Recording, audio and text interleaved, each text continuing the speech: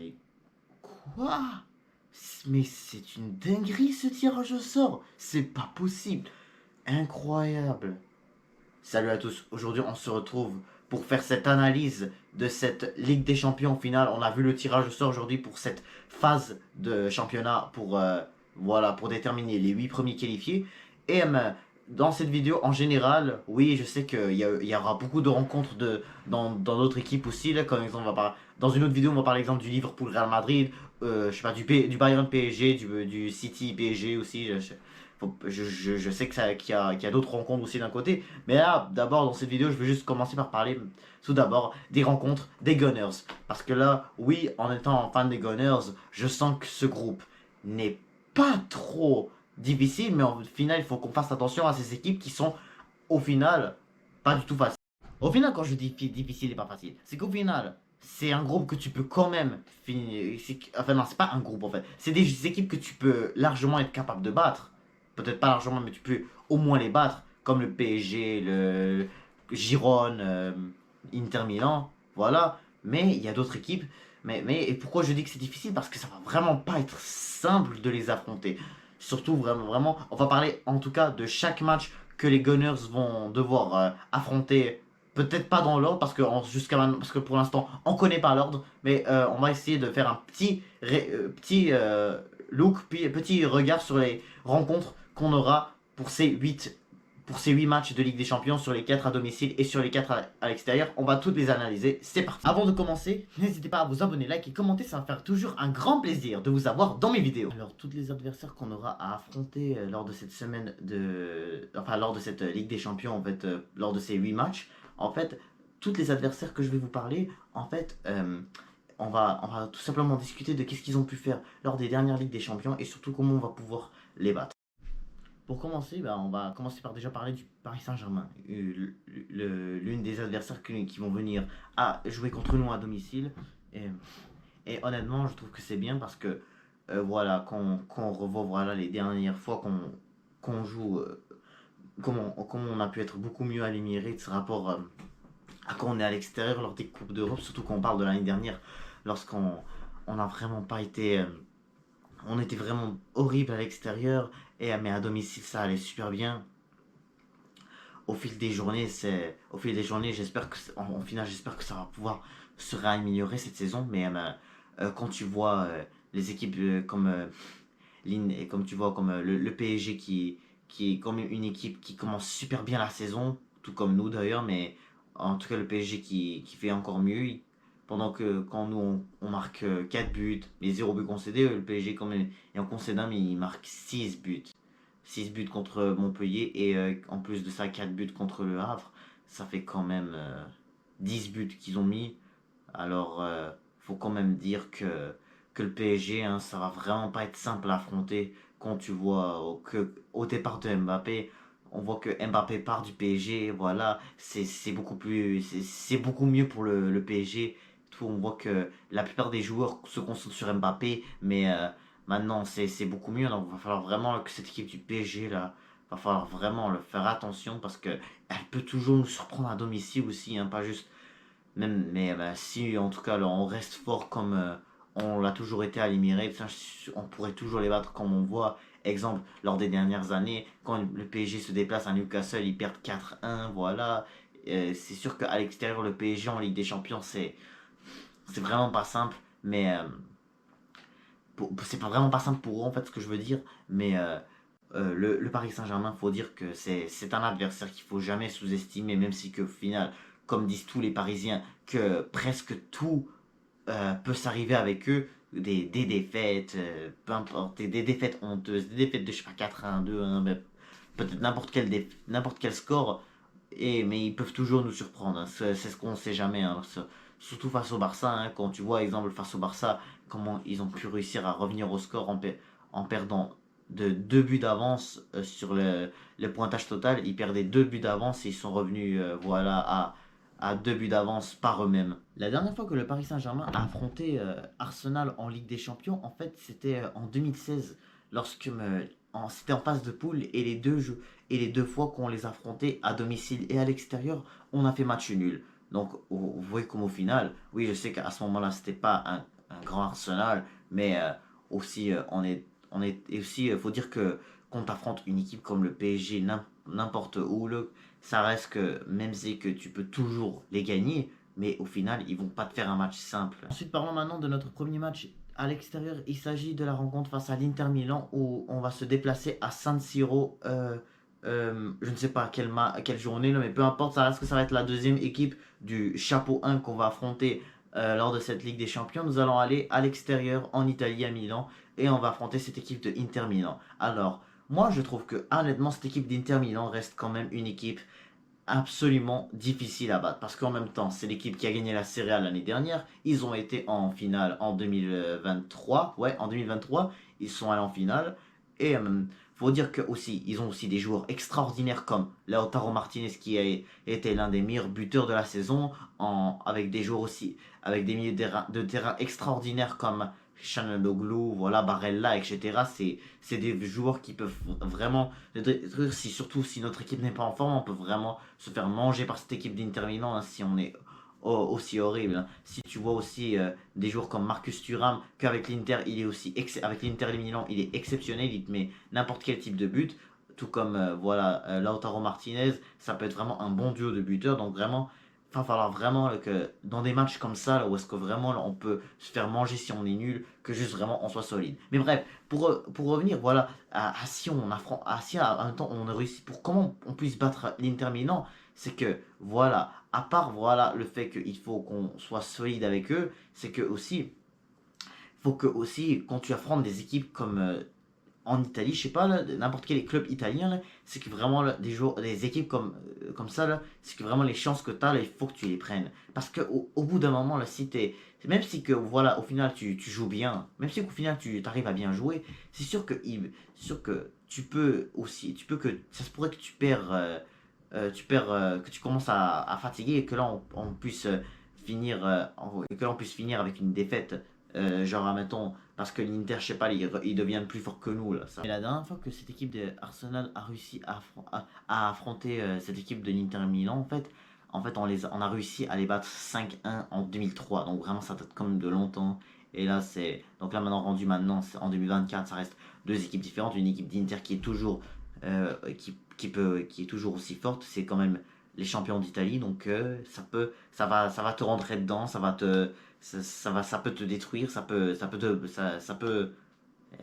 vraiment faire, ça peut être fort, ça peut, comme vous voulez. En tout cas, si je dois être honnête avec cette équipe de l'Inter Milan, c'est qu'en même temps, je trouve que elle a aussi, je trouve que c'est l'équipe qui a quand même la meilleure chance de nous battre. Si vrai, c'est la meilleure chance qui nous battre. Parce que moi, je trouve qu'ils ont quand même un meilleur effectif que le nôtre quand tu vois leur milieu de terrain, leur défense, vraiment. C'est quand même magnifique. Oui, je sais que nous aussi, on a quand même une magnifique défense. On a genre la meilleure défense de la première ligue. Mais eux, vraiment, ouais, quand tu regardes les joueurs de l'Inter Milan réaliser des matchs à domicile, ça peut te tuer. La prochaine équipe, il s'agit du Shakhtar Donetsk. Alors oui, cette équipe-là quand même, c'est quand même l'équipe, là, je dirais, non pas peut-être pas la moins forte, moi je trouve que la moins forte c'est quand même le Dynamo Zagreb, mais on va parler plus tard. Mais peu importe, Shakhtar Donetsk reste quand même, écoute, un club qu'il faut quand même qu'on fasse attention, hein, parce que il y a des fois où ils sont très nuls, mais souvent ça existe parfois, surtout à la fin des phases de poule qu'on voyait avant, là, lors de la dernière Ligue des Champions, lorsqu'ils ont battu le Barça. Et même quand ils ont affronté le Barça, ils ont perdu 2-1, ça reste qu'ils ont fait aussi un bon match. Donc, que tu parles du Shakhtar Donetsk et que tu les sous-estimes, c'est quand même pas un club à sous-estimer, parce que si eux, par contre, ils arrivent à te faire un bon match et que surtout, quand tu parles des joueurs qu'ils ont, en tout cas, ce qu'on sait dans cette équipe du Shakhtar Donetsk, c'est que surtout, ils ont beaucoup de joueurs dans ce club qui jouent avec l'équipe nationale de l'Ukraine. Et quand tu regardes l'effectif qu'ils ont, c'est que voilà, des équipes des équipes comme avec des joueurs qui ont vraiment un bon physique comme l'Ukraine, ça peut vraiment, comme les Ukrainiens, là, ça peut direct tuer des équipes qui sont pas peut-être préparées, qui sont peut-être pas en forme ou sinon qui font pas des grands matchs en tout cas. Là. Ça se pourrait que si, mettons, on est quand même qualifié là, et que là, je sais pas, on perd le niveau un peu, et que là, je sais pas, on décide de ne pas jouer sérieux, là, c'est sûr que des équipes comme le Shakhtar Donetsk vont vouloir absolument te battre. même j'ai oublié de mentionner, même l'autre année, là, en 2022, ouais, c'était en 2022-2023, là, ils avaient même fait un match difficile contre le Real Madrid, mais ils étaient à ça de battre le Real Madrid aussi. Donc, vraiment, oui, on sait tous que ces résultats-là sont surtout à domicile, mais même à l'extérieur, ils peuvent te faire ils peuvent te faire des matchs compliqués, hein. C'est sûr c'est sûr qu'on pourrait arriver à les battre, mais c'est sûr qu'on ne pourra pas leur mettre beaucoup de buts et genre qu'on perde et que genre on arrive à les battre d'un gros score. Ça, par contre, ça peut être très compliqué à faire ça. Face à des joueurs surtout, comme je disais, qui ont vraiment un très bon physique et que surtout on remarque qu'à certains moments là, quand ils veulent gagner, ben, ils gagnent ou qu'ils peuvent au moins arracher un nul. Prochain adversaire, il s'agit de l'Atalanta Bergame. Alors oui, ça par contre, ça va pas du tout être simple. Parce que là, si vous avez bien vu mon débrief de la finale de la Super Coupe, en fait, pas mon débrief, mais mon avant-match, mais j'ai fait aussi un short sur ça. Et, quand même, et clairement, on peut dire que même si tu arrives à les battre, ils vont pas te faire un match simple. Quand tu vois, parce qu'en même temps, ça reste des champions d'Europe, ils ont remporté l'Europa League la saison dernière, et ils ont aussi une équipe qui est vraiment magnifique, qui peuvent vraiment ils ont surtout aussi des joueurs rapides, qui peuvent vraiment détruire des joueurs de notre qui peuvent vraiment fatiguer nos joueurs. Des fois, là, quand tu vois, exemple, quand j'ai parlé la dernière fois là, dans mon ancien avant-match, quand tu vois Zichenko, des fois, qui peut se faire dribbler de n'importe quelle manière, quand tu vois Partey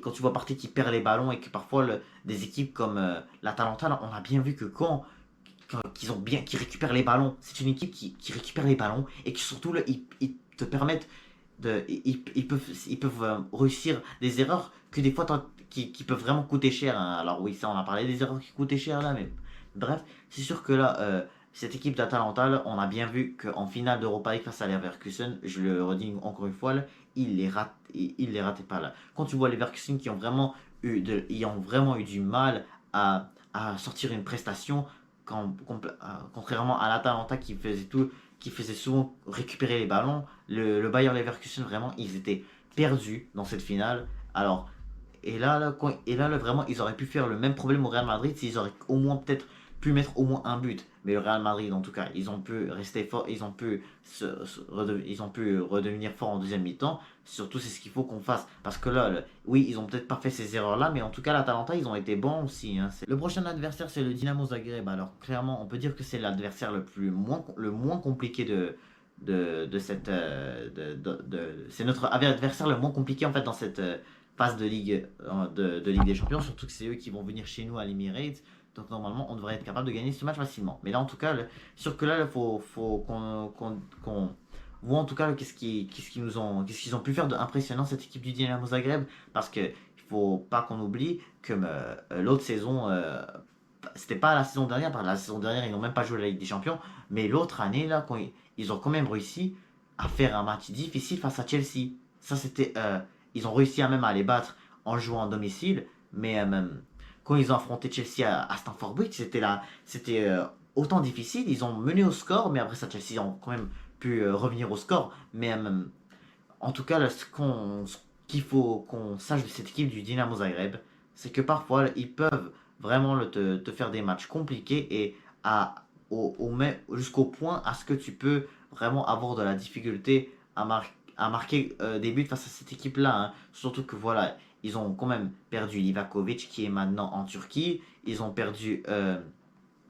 en tout cas beaucoup de bons joueurs d'origine croate qui jouent dans ce club de Croatie. Donc admettons, là, ils peuvent mener au score, hein. En tout cas là, ça peut ne pas être facile non plus de les marquer un but, hein. C'est sûr que voilà, là, quand tu parles d'une équipe comme le Dynamo Zagreb, elle peut vraiment te surprendre un jour parce que ça reste quand même le meilleur club de Croatie, hein. Donc, qu'ils arrivent en Ligue des Champions, c'est sûr que voilà, quand ils arrivent face à un grand club de Première Ligue comme Arsenal, ils peuvent venir et puis ils vont peut-être vouloir jouer comme si, je sais pas, ils jouaient une finale de je sais pas quoi là. Et le prochain adversaire, là par contre, il va falloir qu'on prenne une revanche totale. Il faut qu'on se rappelle de qu'est-ce qui s'est arrivé en Europa League dernier en 2023 lorsqu'on a perdu au penalty face à cette équipe de Sporting Lisbonne. Parce qu'au final, on va se déplacer chez eux pour affronter cette équipe de Sporting Lisbonne. Quand on se rappelle de qu'est-ce qu'on a fait la dernière fois en mars 2023, quand on a affronté cette équipe en huitième de finale aller d'Europa League, on a fait match nul, 2 buts partout. Et au final, quand tu vois vraiment les erreurs qu'on a commis dans ce match-là, il faut dire que c'est pas des erreurs à refaire. Parce que vraiment, imagine, parce que vraiment, quand tu vois vraiment que tu peux vraiment te faire avoir des matchs difficiles comme ça face à des équipes qui peuvent te surprendre comme le Sporting Lisbonne, exactement ce qui s'est arrivé. En plus de ça, faut pas oublier que c'est les champions portugais, hein, parce que regardez ça, on affronte dans les matchs qu'on va avoir, on va affronter le champion de France, le champion d'Italie, le champion d'Europe d'Europa League, et là on va affronter aussi le champion portugais. Et aussi, on va affronter l'équipe qui a fini champion d'Ukraine. Donc vraiment, quand tu regardes le PSG, l'Inter, le Shakhtar, là, jusqu'à maintenant, on a dit des clubs qui ont pu finir champion. Parce que là, regarde, attends, parce que là, regarde, quand tu vois que des équipes comme le Sporting Lisbonne qui ont gagné la Liga Portugal, c'est sûr que vraiment, on t'affronte une équipe qui a été champion. Donc, en même temps, il ne faut pas les sous-estimer parce que regarde, on, on check vraiment leur palmarès. En tout cas, quelque chose que nous, on n'a pas fait, on n'a pas gagné la Ligue. Donc, en même temps, là, c'est quand même un détail que j'ai pas pu voir, que j'ai quand même, je sais pas pourquoi je l'ai pas vu sur moi, là, mais c'est sûr que même quand tu affrontes des équipes qui sont en général les meilleures dans leur pays, comme tu parles de l'Inter, comme tu parles du Shakhtar Donetsk, hein, c'est sûr que vraiment, ça va pas être simple. Alors, oui, en même temps, c'est sûr que quand tu es chez toi, que Arsenal a éliminé, il nous reste encore deux adversaires. L'avant-dernier, c'est l'AS Monaco. Alors oui, l'AS Monaco, un autre club français qui va venir nous affronter à l'Emirates pour, notre quatrième match à domicile. Voilà, c'est un match à domicile. Alors, oui, on sait que cette équipe de Monaco aussi, c'est un bon club aussi qui a vraiment été extraordinaire en Ligue 1. Faut dire qu'ils ont pas fait un match, qu'ils ont fait un match qui a rendu le PSG qui a fait un match compliqué au PSG lors des dernières années. Hein. On voit que l'AS Monaco a réussi à arracher des nuls, a réussi à même battre cette équipe du PSG. Donc c'est vraiment pas un club facile à affronter, même en Ligue 1 ils sont super bons. Faut dire aussi que euh, cette équipe de l'AS Monaco a aussi perdu beaucoup de bons joueurs comme Mbappé, Bernardo Silva, etc. Là, Fabinho, ça faut pas oublier là. Mais en tout cas là, même si ils ont en tout cas des joueurs extraordinaires, s'ils ont des joueurs extraordinaires, ils ont aussi des jeunes extraordinaires. Comme exemple Minamino, Ben Seguir, hein, je le connais en tant que Marocain, là, mais en tout cas, cette équipe de Monaco, elle aussi, elle sera vraiment pas facile à affronter. Elle a aussi quand je regarde les matchs qu'ils réalisent en Ligue 1, ils font quand même des bons matchs. Jusqu'à maintenant, la l'AS Monaco, elle a aussi deux victoires en Ligue 1. Donc, donc, même eux, ils peuvent être eux non plus un adversaire pas très facile. Hein. Ça peut être un club qui peut aussi te surprendre comme tous les autres qu'on vient de parler. Et pour finir avec le dernier adversaire, il s'agit de Girone. Alors oui, Girone, une équipe qui a vraiment été impressionnante lors de la saison 2022, excusez-moi, la saison 2023-2024 en Liga. Donc, faut dire que c'était une équipe que moi je m'attendais vraiment pas à ce qu'elle soit super forte, mais en tout cas, là, c'est sûr qu'elle a commencé à devenir impressionnante au fil à la fin de la saison 2022-2023, surtout lorsqu'ils ont pu battre cette équipe du Real Madrid 4 buts à 2 une fois à domicile en fin de saison. C'est sûr que Barça, ils étaient déjà champions de Liga, donc voilà. Là. Mais bref, c'était en tout cas un signe parce que voilà, on sait que même Girona lors de cette saison, lors de la saison dernière 2023-2024, voilà, ils ont réussi à détruire le Barça. Ils ont réussi à faire un match impressionnant aussi face à l'Atlético Madrid. C'était vraiment pas un adversaire super simple. Ils ont réussi à battre les FC Séville 5 buts à 1. Donc, on le sait tous que vraiment, quand tu affrontes le Giron, ils ont aussi des bons attaquants aussi à ce moment-là, comme Dobvik ou Savio, je sais pas vraiment son vrai nom, mais bref, en tout cas, c'est sûr que ils ont en tout cas une attaque exceptionnelle, ils ont aussi un milieu exceptionnel. Quand tu regardes leurs jeux qui ont vraiment choqué qui ont vraiment choqué le monde, quand tu vois vraiment que c'est surtout vraiment une équipe qui a vraiment été aux courses au titre. Elle a été premier de Liga pendant un bon bout de temps. Et là, maintenant, ils vont jouer la Ligue des Champions. Je ne sais pas si ils l'ont déjà joué une fois ou pas, mais bref. En tout cas, ça va être pour moi la première fois que je vais voir cette équipe de Gironne jouer la Ligue des Champions. Et je sens qu'ils peuvent clairement nous mettre un match difficile. Ce match va être, je crois, ce match va être à l'extérieur, donc clairement on va se déplacer à Gironne pour affronter cette équipe, qui a fini troisième de Ligue 1. Et avant de terminer cette vidéo, je vais juste vous informer en fait le club que nous allons affronter lors du troisième tour de Carabao Cup, et ce sera Bolton. Alors oui, Bolton, alors oui, hier on a vu le tirage au sort des équipes qu'on va affronter, des équipes en fait des matchs qu'on va avoir en Carabao Cup, excusez-moi, et lors de ce troisième tour. Et, j'ai remarqué que ce sera Bolton notre adversaire, donc au moins lors du premier match, au moins le premier match, on commence déjà par un adversaire vraiment pas compliqué que tu peux au moins largement battre. Surtout quand je regarde le match de Bolton qu'ils ont fait en, en Carabao Cup lors de ce deuxième tour, ils ont quand même marqué des buts grâce à des erreurs. Je me souviens plus, ils avaient affronté qui, en tout cas dans leur championnat. C'est sûrement un club de leur championnat, hein. Dites-moi en commentaire si vous le savez, mais bref. Quand j'ai vu en tout cas les buts qu'ils ont marqués, c'était par des erreurs. Mais en tout cas, là, quand tu regardes cette équipe de Bolton, tu peux clairement te dire que tu as vraiment, même si que tu vois là, tu peux te faire peut-être opposer, je sais pas, Saka ou Odegaard, peut-être, je sais pas, tu peux au moins les mettre sur le banc. C'est sûr que tu peux toujours réussir à les battre, surtout que tu vas jouer à domicile. Regarde cette équipe de Bolton, tu peux clairement te dire que tu as vraiment, même si que tu vois là, tu peux te faire peut-être opposer, je sais pas, Saka ou Odegaard, peut-être, je sais pas, tu peux au moins les mettre sur le banc. C'est sûr que tu peux toujours réussir à les battre, surtout que tu vas jouer à domicile. Donc voilà, c'est donc la fin de cette vidéo sur les réactions des rencontres des Gunners dans cette Ligue des Champions, dans cette phase de championnat, dans ce nouveau format de LDC. Donc j'espère que vous avez bien kiffé. N'hésitez pas à vous me dire aussi les prédictions que vous pensez voir de la part de nos Gunners face à toutes les équipes qu'on va affronter là à l'extérieur ou à domicile. Et sur ça, je vous dis, n'hésitez pas à vous abonner, liker, commenter, et je vous dis à toutes.